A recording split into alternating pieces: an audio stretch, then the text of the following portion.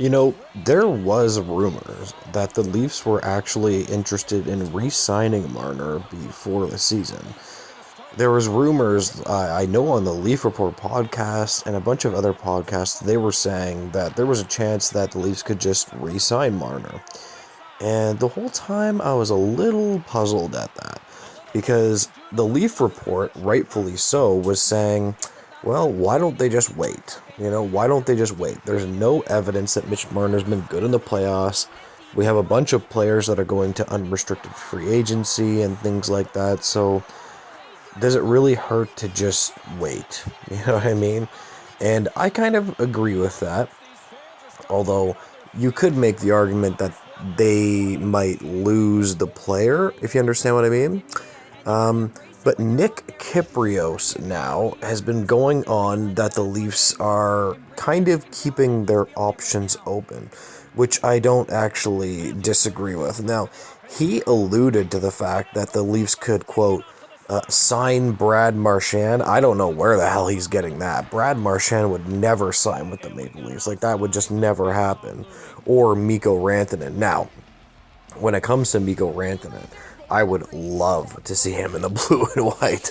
Mikko Rantanen is elite, elite, elite, elite. He's so good. But in my opinion, I do think that this is a better look for the Leafs. I was a little puzzled as to why they were rushing into this. I would prefer if they played out the season, and I want to see Mitch Marner and this team have success in the playoffs.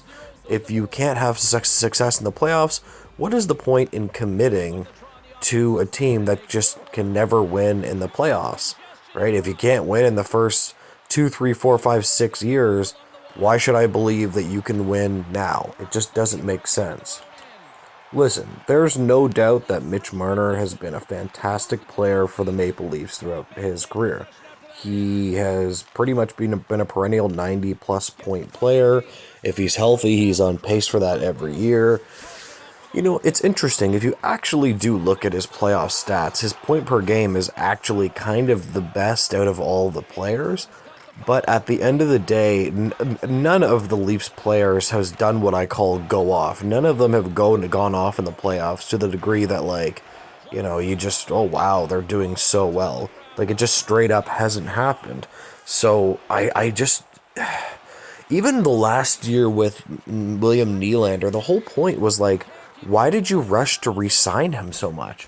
Like, you could, I guess the Leafs were just worried that he would go to unrestricted free agency and leave for good, but I don't know why the Leafs are attaching themselves to a core so much that doesn't have any evidence that they could win in the playoffs, right? That should be the number one thing, winning in the playoffs. Now, I guess from the Leafs' point of view, they would say something along the lines of, well, just because we haven't won in the playoffs right now doesn't mean we won't ever. So essentially, the logic that they're thinking is, if we just keep on hammering it, if we just keep on playing, we keep on hammering it, eventually one of these years we're going to have a playoff run. And I understand that thought process, right? There were teams that did perennially lose in the playoffs for years. Washington, old school teams like San Jose, when they were good with Joe Thornton and Marlowe, they always used to tank out in the second round, and eventually they just went on a run. I guess the logic that the Leafs are thinking is, if you keep on making the playoffs, one day you're just going to have a run. Like, 1 year, you can't not have a run. You have to have a run at least 1 year. You know what I mean? I understand their logic with that. I really do, but it's also just frustrating because we have to sit and watch this team lose every year. Mitch Marner also in this situation holds all the cards, right? Like, at the end of the day, he holds so much of the power here where there's really not much you can do at the Maple Leafs. Like, you have to get him to agree to go somewhere.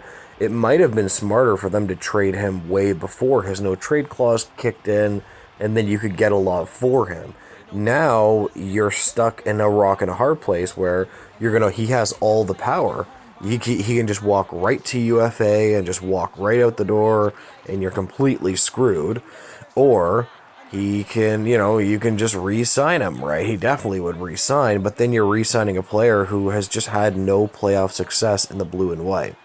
Now, I think if they let go of Mitch Marner, that it's going to be relatively similar to what Zach Hyman did. For whatever reason, players just don't have a lot of playoff success in Toronto. I just don't understand it. Like if you look at Zach Hyman's stats, he wasn't particularly that good in Toronto. Like he really wasn't that great in the playoffs in Toronto. But he goes to Edmonton, and now all of a sudden, this guy's just unbelievable in the playoffs. It was something to do with, I don't know if it was Keith's systems. They have to, that the number one most important thing that they have to figure out how to score in the playoffs, right? So no matter what happens, they have to find a system that's more simple. Now, maybe Craig Berube can help that, right? If Craig Berube can help that, then hey, they can have playoff success and then they can re-sign him, right? And they can actually negotiate a fair deal. But I guess we'll have to see. Anyways, I'm going to leave this video. I just wanted to touch on those comments from Nick Kiprios on Mitch Marner. If you could like, comment, and subscribe, I would appreciate it. And have a good day, guys. Goodbye.